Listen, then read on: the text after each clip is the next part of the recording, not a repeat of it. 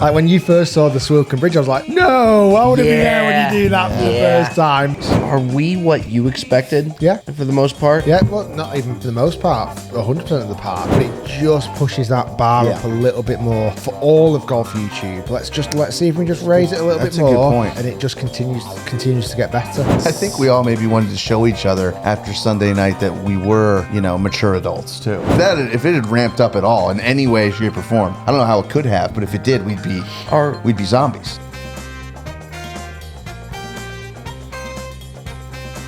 Well, fellas, We going? without further ado, welcome back, Bob to Sports Podcast. Rick, we've said it. I mean, that will go down. This is our last day here in Scotland. The hosting job that you did to us, I keep saying it to you that I hope we never have to host you because we wouldn't hold the candle in the wind to you.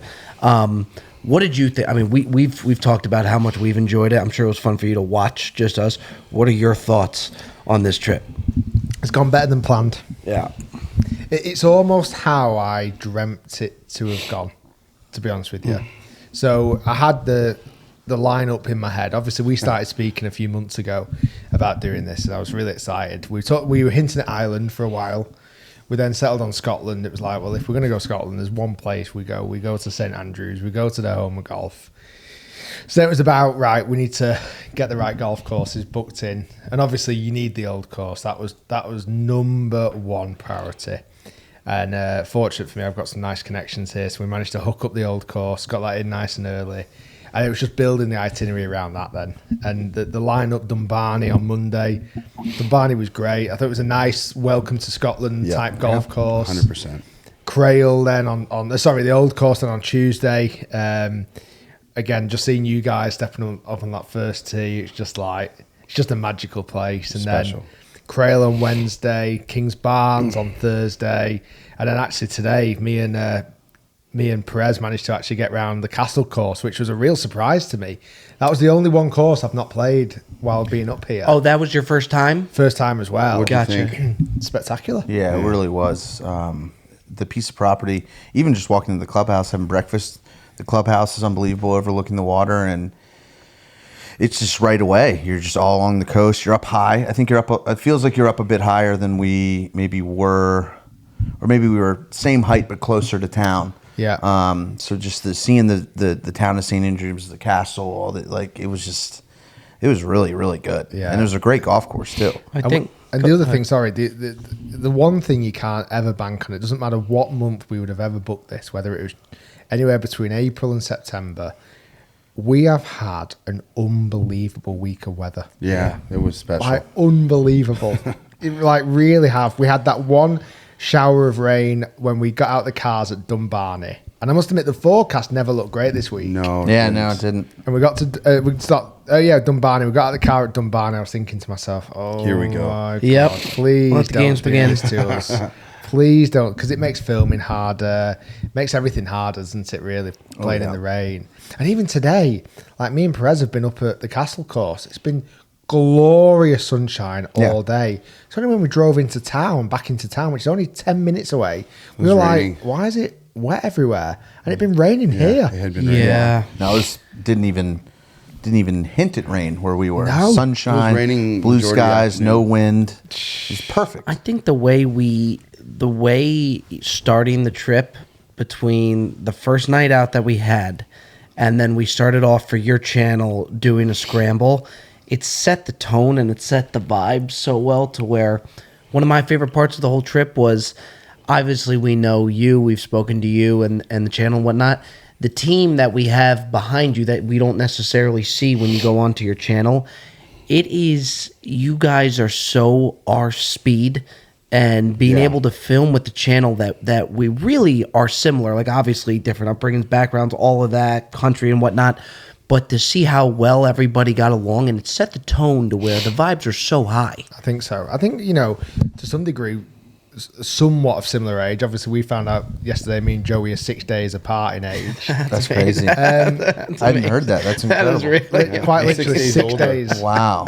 Joey 6 days older than Rick. And in a way, I feel like the ethos that I've certainly set with my team, we're here for a job, we're here for work, we're here to create content. That's number one, and the guys do an unbelievable job at that. But I'm also not naive to thinking we're somewhere very special. Whether if we go to away for America for a week, whether we come up here to Scotland, you got to have that release time. You got to let your hair down. You got to have a few drinks. You got to enjoy that side of things. I've always allowed them to do that as much as possible, and they're all great lads. I've worked. We're up to 12 members of staff now, and touch wood, nobody's actually left the team as of yet. I feel like we've managed to build a culture where we all enjoy what we do and managing to create content. And truth be told, though, those guys, certainly Ed, and I'm sure we'll come on to Ed. I think you spoke about him on the podcast. Yeah.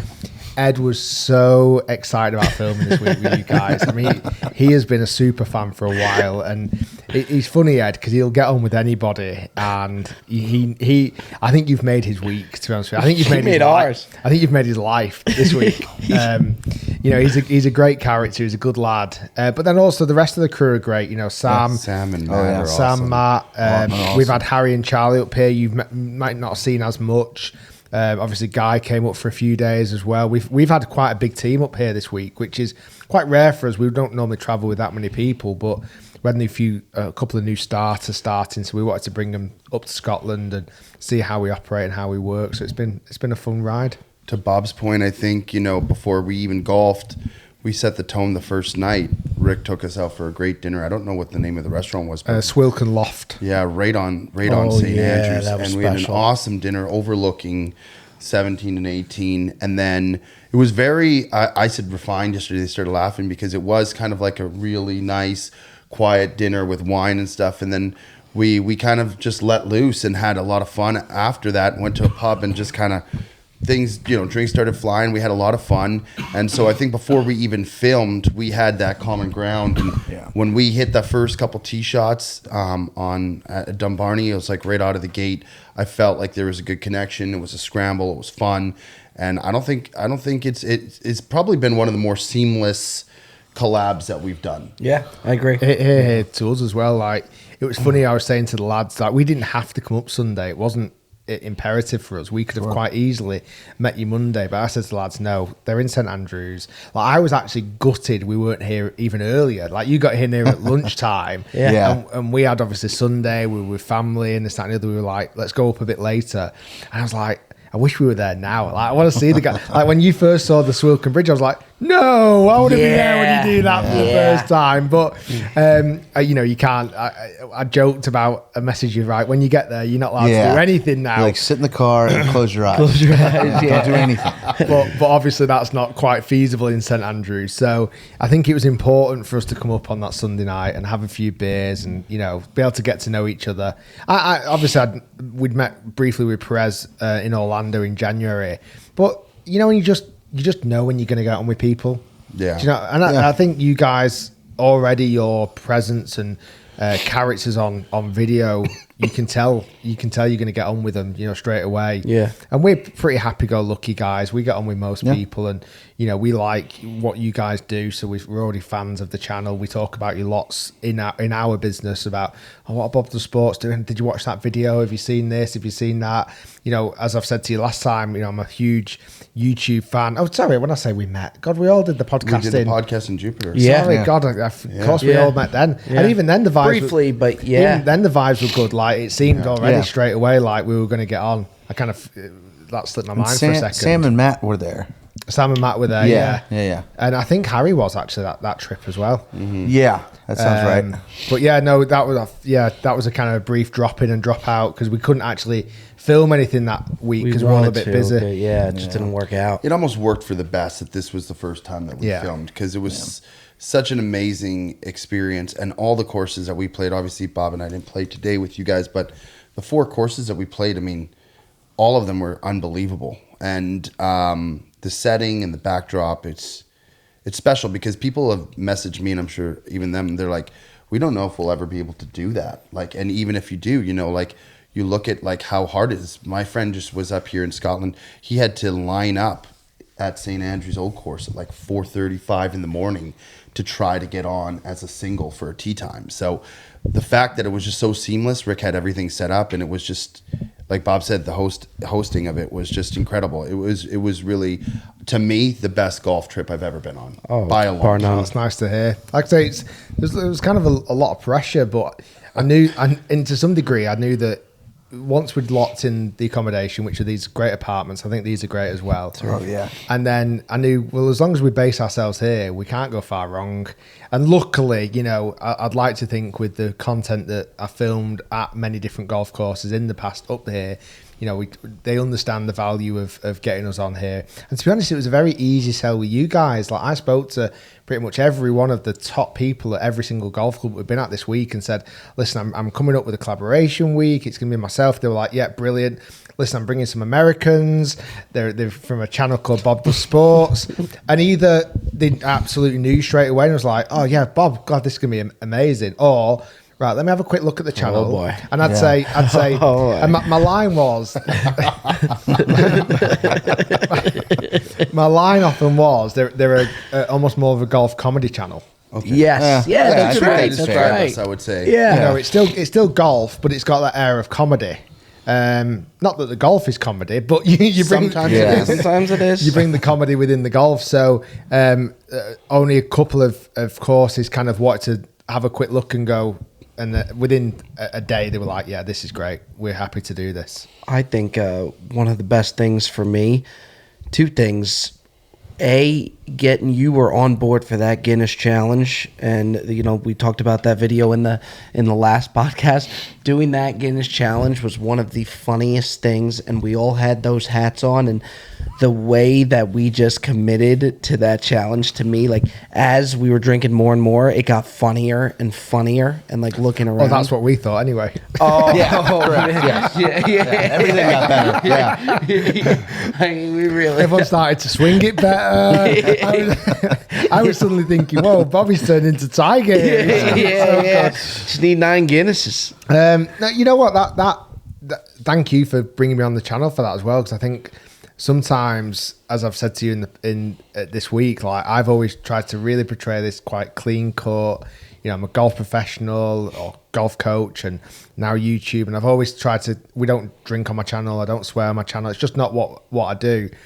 But that's not me 100% of the time. Like, I do enjoy what we all enjoy as a young adult. You know, I enjoy being able to go out and have a few drinks, have a laugh with my friends. So to be able to almost, for you guys to be able to extract that out of me and potentially show the audiences that side of me as well, which I'm quite excited about. I think they're gonna love it. Yeah, they're gonna love you so much. I'm quite nervous. It gets me quite nervous, and I think no, there's nothing to be nervous about.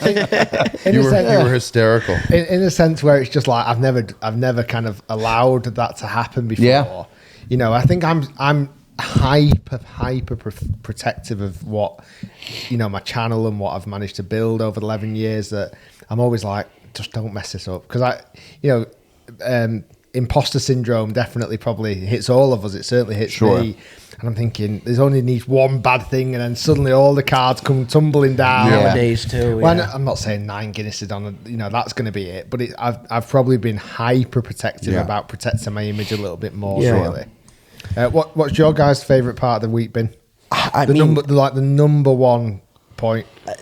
Kings Barnes, just in general, yesterday was to me probably the most special one, but a moment that I won't forget, because he's not a very emotional guy, and when he was coming down 18 on St. Andrews, and there were a mix of people that were just there to watch, and then fans that were yelling our name from windows and walking down. To watch his reaction on 18 and how hard that hit him, that was really cool for me, just to even watch that with him. I mean, obviously he was hitting me, but he doesn't really get like that. I've never seen him like that. So that goes up there as well. But for me, Kings Barnes with you yesterday, and to me, that's the nicest course I've ever played, bar none, by far. Yeah. But that was cool. What you? Yeah, I mean, I didn't know what to expect. I got a little, that tee shot on 1 is probably the most nervous I've felt playing golf in a long time. Like I always, like, people ask me like how does it feel to like get on like all these people to see you golf, and my answer is normally like, well, golf is kind of the best thing I do in my life. So like if I can't be comfortable doing it, then like everything else is going to crumble and fall. So it's like I feel the most comfortable over a golf ball. So I'm okay. But there was something about that first tee, and I mean, I almost missed the ball. I just never get like that. And then walking through it and getting it, but just coming at sunset with the with the buildings, the RNA there, and you know, walking by the 17th and the pub there. You know, I hit a great drive, hit a good shot. I got a nice like clap, like a good like Scottish, just formal, perfect golf clap from the pub, and then like rolling into that, just into 18. It just, you know, I think I just started thinking about, you know, I don't take a lot of time to think about how I've gotten here or what. Like I just started to think about everything that has happened to lead me to this moment right here at St. Andrews with these guys, and like. Yeah, it's just I was, you know, it took a lot of focus to not get like outwardly emotional. And I had Ed in my face with a camera. Like every time I would turn away from him, he would just move in. I know he was looking for that little tear to drop through under the sunglasses. Tear. And then so that helped me a little focus too. I wasn't going to let that happen, but yeah, I don't know. I don't think I'll ever feel that way. It's like, you know, it's like being up at the altar when you get married. I imagine it'll be the same feeling that I'll have when I have a child. Like it's just a very different thing that I felt that I have only felt a handful of times in my life. Yeah, I looked over at him on the first tee box, and you striped one. Yeah, and sweet. Fucking shot. pure Iron Man. And I looked over at him, and you know everybody's crowded around us, and you know you're just on a like you know how special the place is just the second. And you get I always there. feel like the first tee, everybody's watching you. Yeah, Like, that is the first tee where, because it's so public and open. Yeah, you know, there's so many people. That's why. So, 7 months without an NFL game, but we are back, ready to rock and roll. And thanks to the fact that we've partnered over with the fine folks over at DraftKings, we're coming in hot. The official sports betting partner of the NFL is giving you a can't miss offer for week 1. $200 for new customers in bonus bets instantly when you bet $5 on any NFL game. Download now and use code BDSPOD to sign up. New customers can take home $200 in bonus bets instantly just for betting $5. That's promo code BDSPOD only on the DraftKings Sportsbook, an official sports betting partner of the NFL. The crown is yours. Ladies and gentlemen, gambling problem, call 1-800-GAMBLER or visit www.1800gambler.net. In New York, call 1-877-8-HOPENY or text HOPENY. In Connecticut, help is available for problem gambling. Call 888-789-7777 or visit ccpg.org. Please play responsibly. On behalf of Boot Hill Casino and Resort, 21 plus age varies by jurisdiction. Void in Ontario. See dkng.com/football for eligibility terms and responsible gaming sources. Bonus bets expire 7 days after issuance. Eligibility and deposit restrictions apply. We'll see you on the other side. just a bit of a heads up. We had our name down anonymously on the old course, because I've made the mistake before where I've put my name down, and you get quite a group who turning can up. see it, or how can that be seen? It's a public viewed just like on the towns. Just online, so people can see who's booked into what spots. So I've made the mistake before where we'd use my actual name and film, and quite a few people turned up. And you don't want any more nerves on that. No, I couldn't have handled any more than we got. When we were booking, I said, you've got to do this anonymously. Him telling me that, because I was shitting bricks. That's every first tee shot for me, but that one especially. When I turned to him and then he told me he was nervous too, then I was like, okay, I'm a wreck now, because now I know I should be nervous. Parred the hole. Which Chase Kepka caddy just happened to be so weird, which is crazy. What I would have liked though is the Fat Perez name to be on the tee sheet at the old course. That would have been pretty special. What about you, Joey? What's been your favorite spot? Mine was the first day we got here. Just because playing the course was awesome, but like I think the first day we got here, it was a gorgeous, gorgeous day. And we kind of checked in, we did everything. And the first few days that we were in Edinburgh, we were kind of getting our legs under us and adjusting to the time zone. And, you know, we didn't really do much. And then we got here and we said, let's go to St. Andrews. And I've never, you know, you picture a course of that magnitude and seeing it closed and people and public and dogs walking on it. It's just something that I couldn't fathom. And we were walking with all of our crew, like walking down 1, and then we came back through 17 and 18, and it was just glorious. And we were walking over the bridge and just seeing like where we've come. It's just so cool. And then that leading into like meeting up with you, and then we walked it again, and the sun was setting. We had dinner. We had an amazing first night at that pub. It was just like, you know, I grew up and I used to watch your channel, and like, you know, and now to see like it's just really a testament of how cool it is. Kind of like what you said, that like, you know, Bob and I, when we first started playing, we were playing, you know, Muni tracks, and to be at like the home of golf, and like that we were playing it, and this is a golf trip. This is our work. I think I said it to you yesterday on King's Barnes too. It's like, sometimes you just want to be like, we're very blessed to do what we do. And to me, the fact that we get to do it with my closest friends, I was with Ticket and Jet and Bob and Perez, and it was just like, damn, this is as good as it gets. This feels like a bit of a therapy session. It was going really, on. it feels quite deep. It was really different. special, and like all the courses we played were awesome, but that first day in particular, and I think too the fact that we just had such perfect weather. Yeah, it was St. Andrews is everybody class in the told us sun. it's like that's not how it is normally. It's just it was a moment and an experience that I will never forget. What was yours, Rick? Well, it's funny. I was just thinking a minute ago, and when you guys were talking about the 18th hole at the old course, and obviously I had to duck out because I got stomach bug. I had to drop out on the 5th because I was feeling awful. And a part of me, when I hear that story and I hear you guys say that, I'm like, oh, I'm gutted. But then kind of a realization has come to me of going, you know what? I'm not good. I'm almost being selfish in that. I'm also not, because you guys, the three of you who have grown this, I didn't need to be there. I was glad to facilitate it, and I'm so chuffed to see you guys teeing off the first tee. But I can't wait as a fan and someone who's admired your work to watch that video of you three walking down the 18th hole. Yeah. I think for me would even be more special. Like, I didn't need to be there for that, because I can almost sense the emotion that was so well, and good. you helped make it happen. Without you, that doesn't Yeah, happen. we would have obviously had given the choice. We would have Of course, wanted you no, I'd there. love to. For I'd sure. love to. But also, I'm not. When I'm thinking about it, it's like, I'm so glad it went as good as it still did. Yeah. You know, it's like, at least when I mean, that was the longest walk I've ever had to do in my life after I left on the 5th hole. That hurt me a lot, because I was struggling a lot that day anyway. And to have to walk off, which is something I've never, ever, ever done on a video ever. And at the old course, it's like, with Bob Does Sports, I'm like, what the hell are you doing? But I needed that day to rest and thankfully recover. And then when I heard you guys talk about the 18th, I'm like, you know, it's almost like, well, it's all right, because everything still went to plan. Everything still 100%. works nicely, which was great. My highlight, it's a good question. It's I don't know if I can pinpoint it to one exact spot.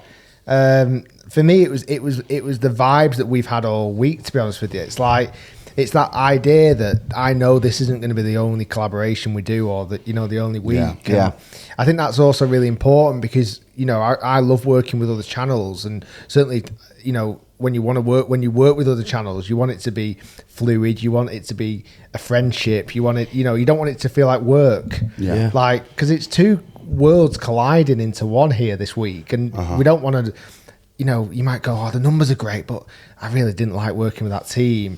Well, we can't have that, can we? Right. You know, where it's got to be, well, the numbers are killing it, because hopefully the videos are going to be doing really well. You know, those guys were great to work with. Let's what do you guys say? Let's roll that thing back, or what? Let's run it back. Let's run it back. Yeah. Like, Run it back. Like, I feel like this is now potentially a twice a year sort of event Yeah. where they need to be doing. Yeah, I think a home and away. Yeah, exactly. Every year would be unbelievable. Yeah, and I we've mean- not even, like I say, we've not even scratched the surface of what we could do over here.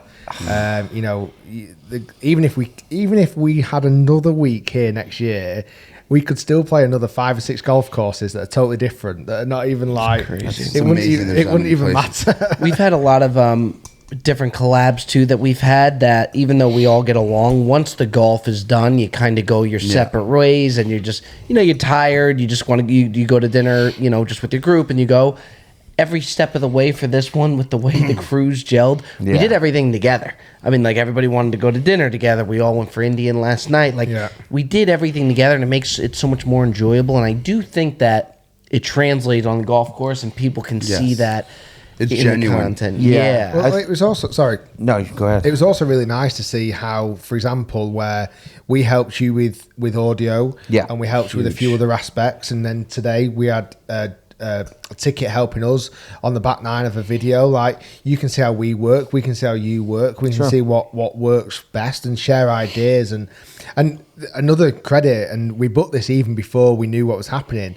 We booked to stay tonight. We could have drove home right now. Like, I could, don't tell my wife, but I could be home. I could be home by pretty much bedtime today and have a night at home. No. We're having a big night. It's going to be a good one. It's going to be a big one. And listen, the lads have stayed. Like, they are We're ready. Because they could have all gone home today. I just wish Guy could have been with us. Guy, unfortunately, I know he's on holiday. I know he really wanted it. He really wanted that Thursday. I know that Wednesday night. He hinted at it a couple times, and I love him. And I knew he wanted. We could not give it. I know because Thursday. Well, that one night, it was just the longest day. He missed out. He should have come up on the Sunday. So he should have. That's what we needed. That's what we needed. If it was Sunday, we would have ran it back in reverse. That's what that night needed. Is another person egging all of us on. But we also didn't know Sunday was going to be Sunday. No, we didn't.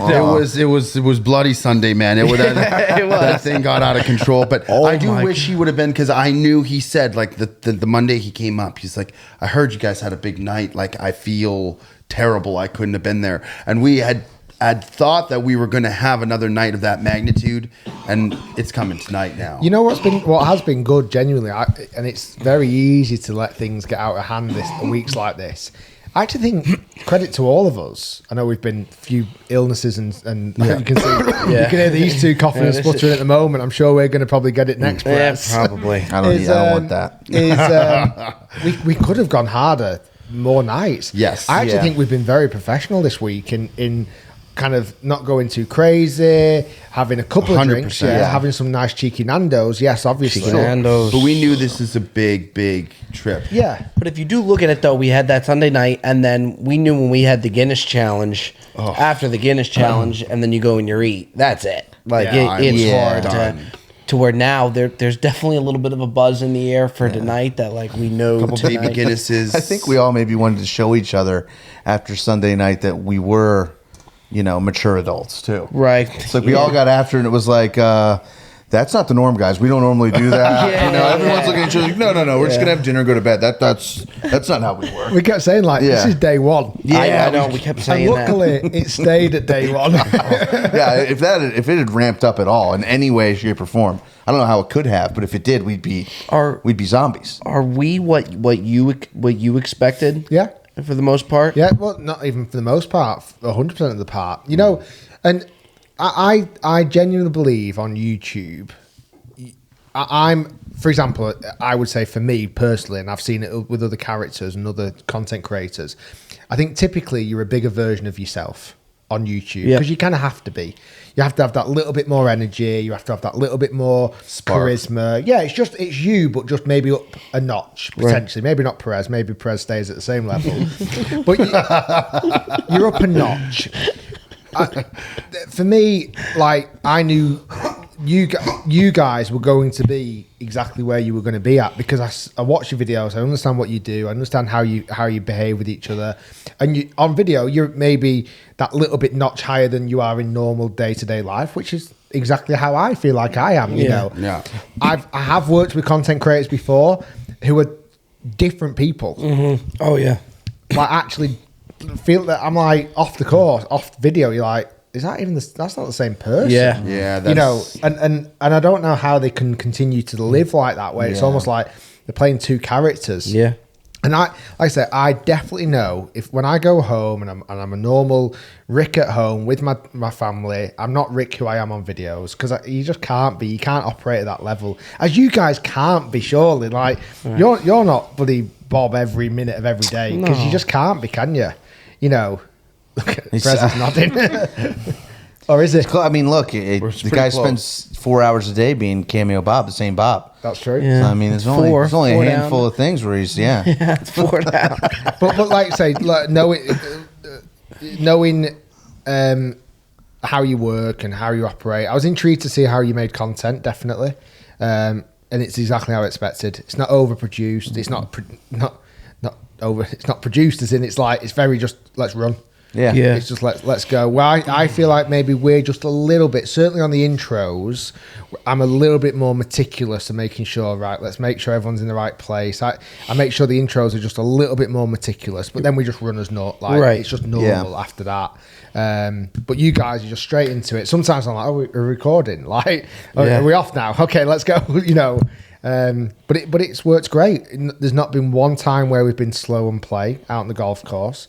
You know, considering we're playing on busy golf courses. Yeah. Busy golf courses. I mean, we've been fortunate on a couple of them to go out last tee time. Yeah, so that makes a we huge could difference. take our time, but we've flown around most places. Yeah. And you operate great. Like, again, Ticket and the Jet have been brilliant behind the camera and what they do and how they operate. It's been great hearing their conversations with, like, say, Sam, my production manager guy, Love that stuff. And Matt and Ed, and how, you know, you're starting to talk about different ideas and how do you do your traces? Oh, this is how I do my traces. How do you do the podcast? And you were talking about chatting with Matt. You know, if the Jet could do this podcast, you were going to chat with Matt about podcast and this, that, and the other, weren't you? Yeah, I'm still going over. Oh, great. About an hour, yeah. And it's just interesting to see how people operate and how, you know, because you guys wouldn't know how we operate. We don't know how you operate.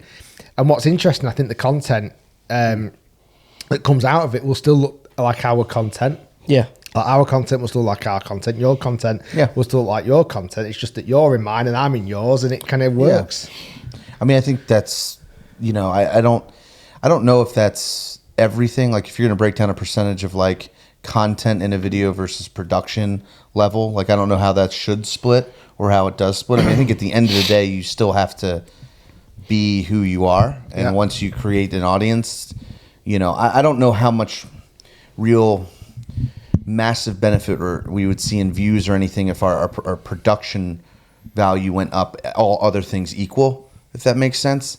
Like, I think the content and who you are and the videos that you make is the foundation, and it's the first floor and it's half the second floor. Right. And then that capping off the roof of it might be, you know, the production value. But you know, that's all we've started to toy into recently is the production more. Yeah. You know, and when I meant overproduction, I'm almost more like that first kind of positionings, making sure everyone's in the right. For me, I'm like, first on scene, right? Who's in what position? I mean, to be fair, by the end of the week, I was a little bit more relaxed and going, right, let's just roll. Right. So I'm probably moving into your kind of style a little bit more as well. But it's only for us the last maybe 6-7 months we've really tried to up production in editing and extra cameras and putting a bit more time into the drone footage. And, you know, we've hired some FPV drone for some content. You saw a little sneak preview of that yesterday. I don't think it always transcends into more views, but it just pushes that bar up a little bit more. You know, for all of golf YouTube, let's see if we can just raise it a little bit more. That's a good point. Yeah, and then everyone else raises it up a little bit, and it just continues to get better. That's a really good point. Just for the space that we're in, you know, you're not necessarily just doing it for yourself. It's you know, the leader, right, goes out and does something. Everyone else is going to see, oh, he started doing this. Like everyone's got to sort of fall in line, fall in suit. So. That's a good point. I hadn't thought about it that way, but I think the more people that are in the space, it's sort of like building an audience to the space and not necessarily to the channel. Like, you want your channel to do well, but it's not. We're in a cool thing where it's not like watch our show, don't watch theirs. You know what I mean? There's enough. The more time that people spend on YouTube watching everyone is the more time they're going to spend watching you, right? Yeah, of course. Instead of when they turn their TV on, they go to YouTube. They don't go to cable, and that helps. all of us. So if you're the only show in town, you're only gonna give them what you can give them, and they can't stick around. It's not gonna recommend your video next. Like, No. there's all these things. If you can keep people for all 2 hours that they have in front of a TV watching YouTube golf, everybody wins. Yeah. I think on that as well, like the best content wins. Yeah. Really, at the end of the day, if you make killer content, it wins. Content is king every single day. It doesn't always have to be production, but if you can go content king and production king, Sure. You'd like to think that's kind of where it's aimed at. That's what I. Oh, sorry, Joe. That's what I love about with YouTube is, I feel like YouTube is so well run and it's designed so well to where the best content they'll reward the best content, the best production, to where like I trust it and you know that you're going to get the best out of it. There's really not a lot of flukes out there. Yeah. Like, yeah, there might be some video that does like really well for one, but then if you look at a channel, then like their other stuff isn't good. It doesn't always do good. Yeah. Like it really does reward the best production, the best content. So yeah, that's what I love with YouTube. It was interesting. Rick told us the other day, you're like, when I started, what we were doing was not really that great. It was just very. So for you being in the game for, as long as you've been, 11 years or so, it's very, it's cool and it's very educational for someone like us who's a newer channel, because we often talk about like, how long is this going to be sustainable for? Like, how long are we going to do this? 2 years, 3 years, 4 years? And you've done this now for over a decade, and to see you've had to progress and change and all these new things that have come in, like you said before, you didn't have shot tracers, you didn't have this, you didn't have that, thumbnails and titles, and everything has changed. It's really cool to see the adaptation and the adjustment in order to continue to be at the top level still after all this time. And for younger creators like us who are kind of newer to the game, it's inspiring and it makes us want to continue to evolve and to develop and to see how long we can do this. Because, Bob said the other day, like, to his credit, like, I don't think there's, we might have other opportunities moving forward, but like what we're doing right now is so enjoyable and so fun. And it's just like, to me, the best job in the world. Like, I don't even know if I necessarily want to do something different moving forward. Like, if we could sustain this moving forward for the next 5-10 years, I think that would be awesome for all of us. So to see you talk about it, I think for a younger creator like myself, Bob, and FP, especially me and FP, we're really new to this game. It's really cool, and we can soak stuff in like that, and it's just something that we're very grateful for. Thank you, appreciate that. I mean, there is longevity without question. So we have currently got a 10-year vision of what the next 10 years looks like. Like, we've set as a business, our 10-year vision out, and a 5-year plan and a 3-year action to make sure to say, right, how can we get to this 10-year vision? I probably wouldn't want to say it on the podcast as such. I'm more than happy to share.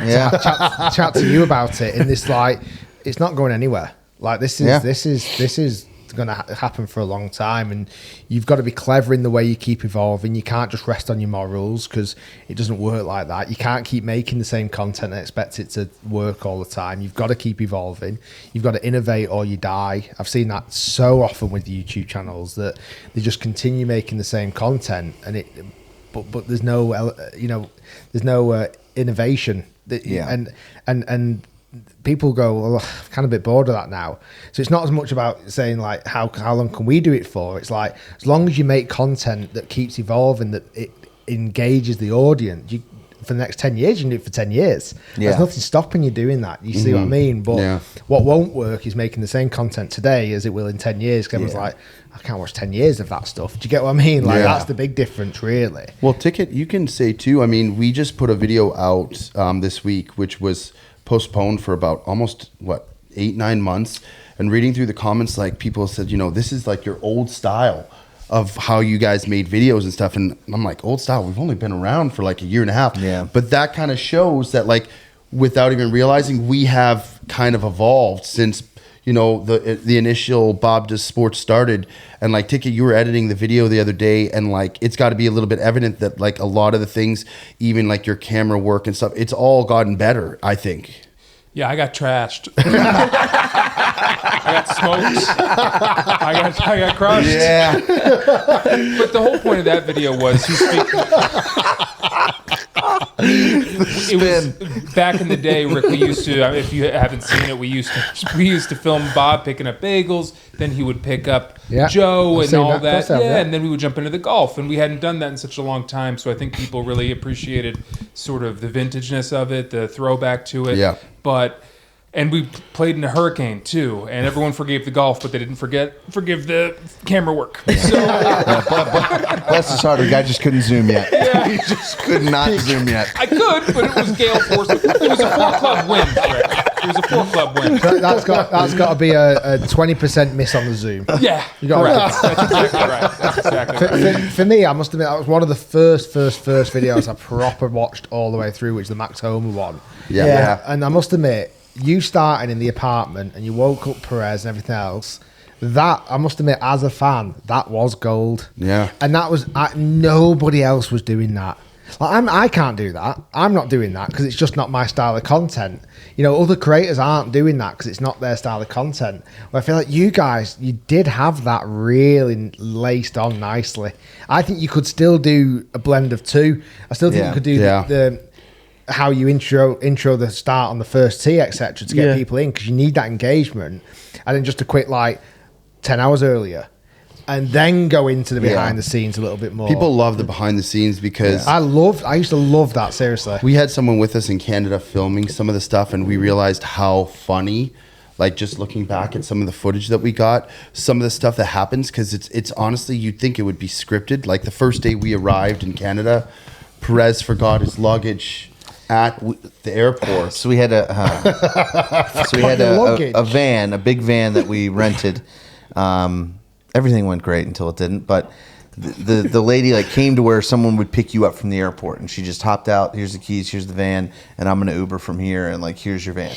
So in the shuffle of getting the van taken care of, the app and all this stuff, getting all the bags in, the clubs in, all that stuff, people in, my suitcase is just sitting there on the side of the curb with everyone else, and we leave, and we get there, and we're unpacking. I don't have much need for the suitcase yet, so I haven't thought about it. So probably a half hour goes by, minutes, yeah. and it takes 20 minutes to get there. A half hour goes by, and I realize that I don't have my suitcase, and it's just sitting, or it was just sitting at the side of the road at the airport. And I'm like, oh my God, I have everything in my life in that suitcase.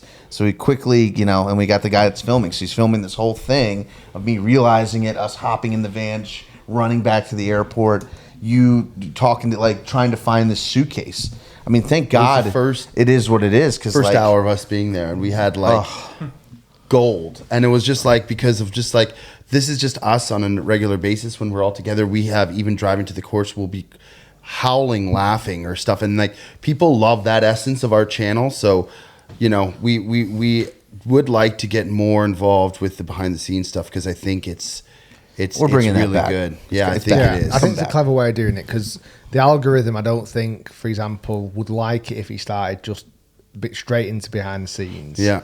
But I think it would like it if you caught their attention and show them what's coming up in the video, and then a rewind to earlier that day.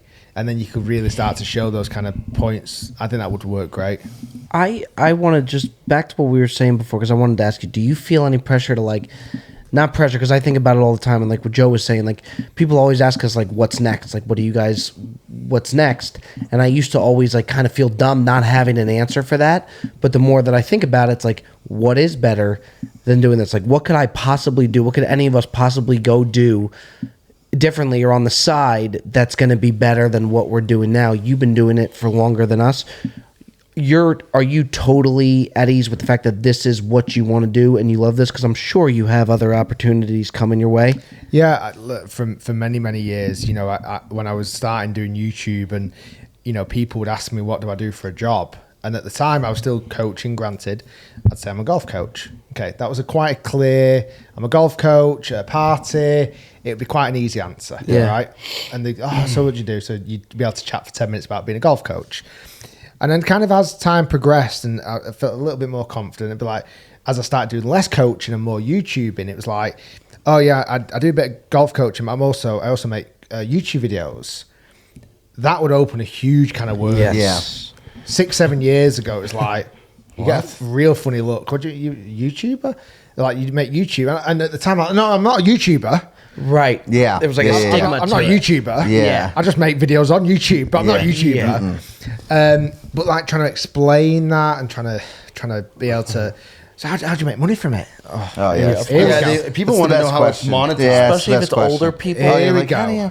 And then you get in like one magazine or a newspaper, and they're like, "You've made it." Yeah. You know what I mean? Yeah. You could have 500,000 subscribers on YouTube, but I was in like Virginia Golfer, so like when you get a handicap in Virginia, they give you this free magazine that comes out once every 2 months. I was on the cover of that during the winter, right? And like the whole world, like my grandparents were like, "Oh, okay, I see what's going on Yeah. here." Like, it's like this is a throwaway newspaper. People use this to light fires. My like grandmother, So like, I always see those opportunities and call those points as like they're pieces of content that make your mum proud. yeah.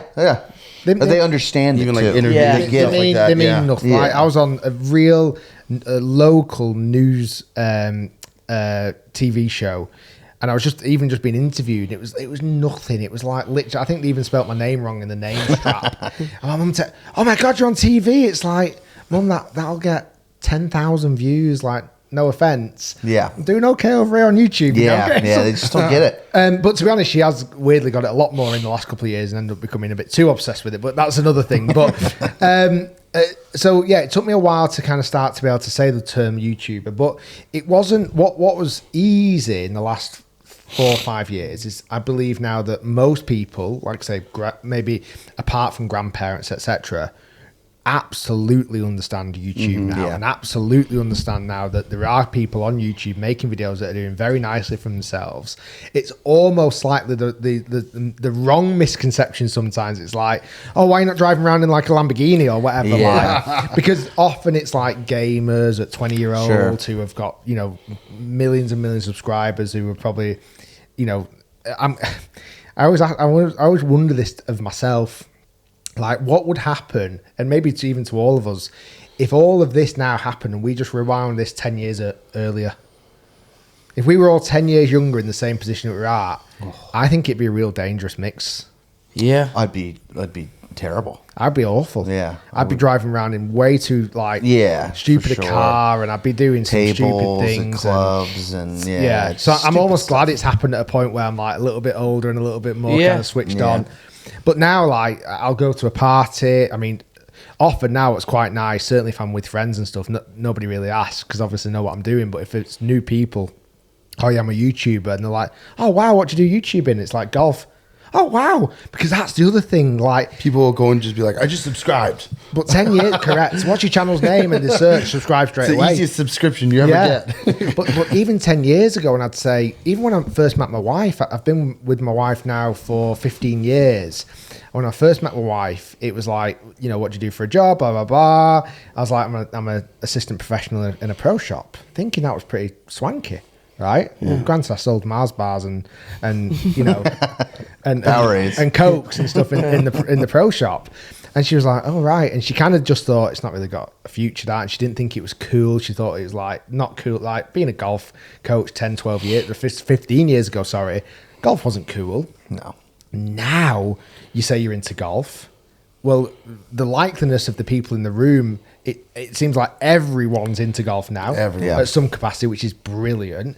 You now then mix that in with YouTube, which has also seen huge growth in popularity over the last 10, 15 YouTube years. TV. And You're the man. You now say you're a golf YouTuber. You might as well just say you're Hugh Hefner in the room, right? It's like, it feels very, very different. Yeah. Apparently, the younger generation now, when you ask them, like, when we were growing up, like, what do you want to be when you grow up? People are like, I want to be president. I want to be a fireman. I want to be a police officer. All these things. Apparently, the number one answer from kids these days is YouTuber. I think they all want to be YouTubers. You even said that in Jupiter. It's been a while. Yeah, maybe that's where I heard from. that from was you. I might have heard from you. wild. I might have just cited you as my source on this.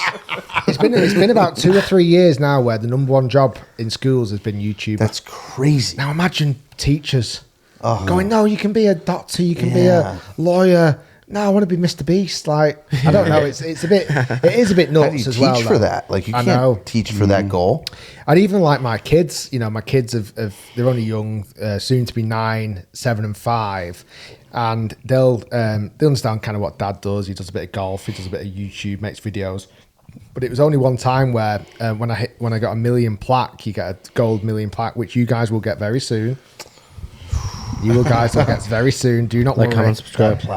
We've give you plenty of tips. Yes, you now. have. Yeah, you There were some We're big coming in tips hot. last night. Yeah. So stay tuned. This channel is actually now going to go to the moon. Coming in hot. It's actually got some rocket boosters on that rocket. Sure does. And they'll watch YouTube Kids and stuff, and if they see a family that've got a million plaque, like, they'll come running, Dad, they've got a million one like you, and it's like that's my validation. I'm the coolest dad in the world right at that point, because like the channel that they watch on YouTube Kids has got the same plaque that I've got in the house or whatever. So that's pretty cool. But it feels like now you don't have to. I don't have. The last time somebody asked me how do I make money from YouTube is really rare. It feels very, very rare that people ask that question now, because it feels like most people kind of somewhat get it to some degree. A lot of times, yeah, it used to be. I know, or even with my dad's friends, like when I go and I play pickleball with my dad, they'll ask me, and I don't want to open the floodgates to all those questions, so I'll just either say that I like work for a media company or whatnot, just because like it'll open up, and then my dad will like have them go to the channel to subscribe to think that like each person is gonna help, which I guess technically it does. But I asked Rick, because you see the way like even they are out here, like it's Rick's turf, and so many people come up to him. I'm like, Rick, what do like when your kids see people come up to you, like what do they like? How do you go through that? And he's like, they all think that like those are his friends, like those are his like those are like That's his just really popular. friends. Yeah. you know what they always do as well, and I need to. I do my best to shove them. They're always wanting to get in the picture. So like a fan will come and ask for a picture, and my 3 kids will come and stand around us. I'm like, kids, just, and my wife will grab them or whatever. I'm like, it's like, get out the bloody picture. That's awesome. But yeah, it's funny how they've kind of adapted to it, and it'll be interesting to see how they adapt to it as they become teenagers and go to high school, because likeliness they're going to have young lads there or girls who are into golf, and it's like, oh, your dad's Rick Shiels, and as you guys will see it, like what's that's a mad world. Your dad's Joey Coldcuts. Maybe not just yet. Maybe not just yet.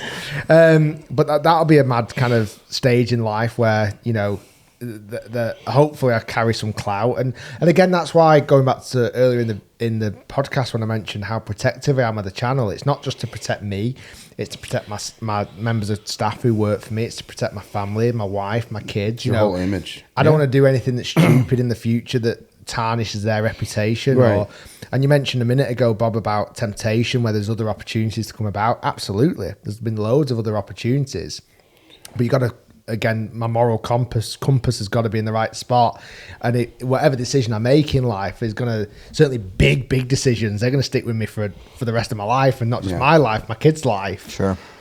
And to some degree, I always think of this idea, like in 30, 40 years, if let's say whatever happens with the YouTube channel, whatever happens with social media or whatever, I still want to be able to walk down the street at the peace of mind that people still like me and they want to come and chat to me, or they want to come and say, oh, Rick, I used to love your videos, pal, and give me a little fist pump. Right. Like, I don't want to be the guy who walks down the streets like that people look at me and go, oh, you were that guy that did X, Y, and Z that messed it all up for your channel, or I don't know. Do you know what I mean? Yeah, it like, makes sense. You've as the face, the only face on the channel as we've got it right now, is that I feel quite responsible of anything we do, and it bears down on my shoulders.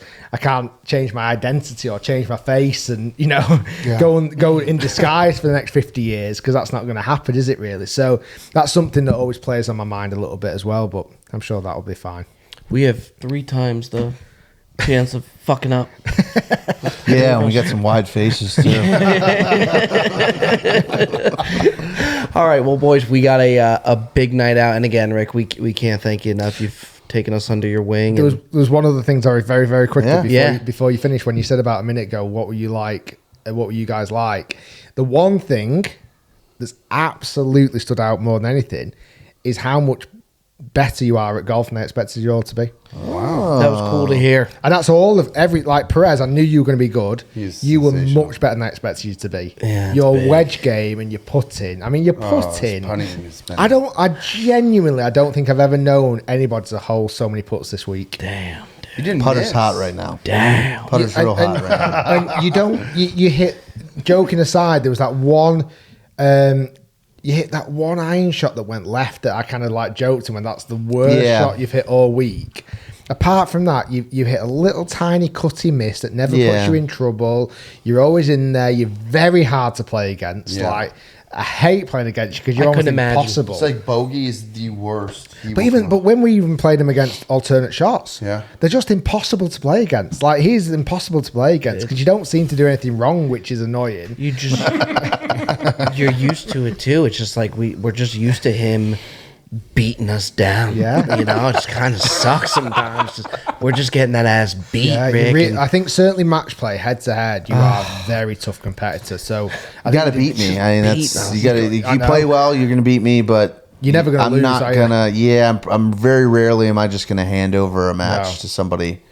You know, you have to make birdies. Like, Yeah, no, he did well. And then even for you, Bob, the first few days, those little punch shots that you were hitting, those were cool. they were That first day, we were like, I got something for that ass, and then he hit this just piercing gap wedge at like 5-iron height, and I was like, with a little, just a baby draw, and I was like, where in the world did that golf shot come from?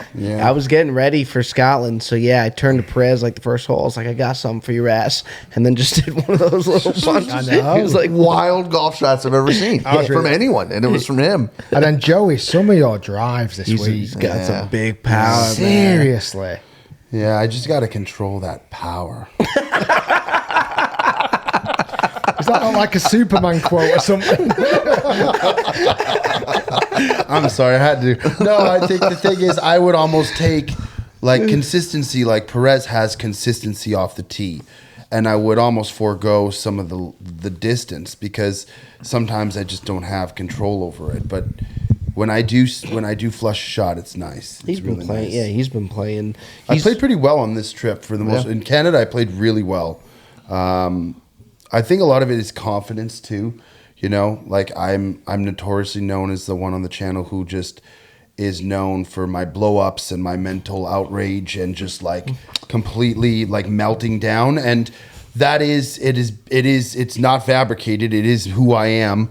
But with that, sometimes I get down on myself because I make bad shots or I will have an opportunity to like be on top and just make mistakes. And I'm trying to be more confident in my game. And I know that I have a long way to go, but I love it so much. Again, I said to you, I love golf more than anything. It's my favorite. on our podcast, like since watching you from the start, you two have definitely improved so much, and I think you'll continue to do so. You're not off 14 handicaps. You're off. Yeah, it's starting to get ridiculous. I think they're off handicaps. I think they're off 10 max. I think you giving us that many strokes is making you better too. Yeah, I mean, we've started to You're do. still just wiping us. Just Well, the thing is like like when we do 18-hole stroke play videos, and I give you guys 14 strokes, to have you hole it out for 18 holes. that's the worst.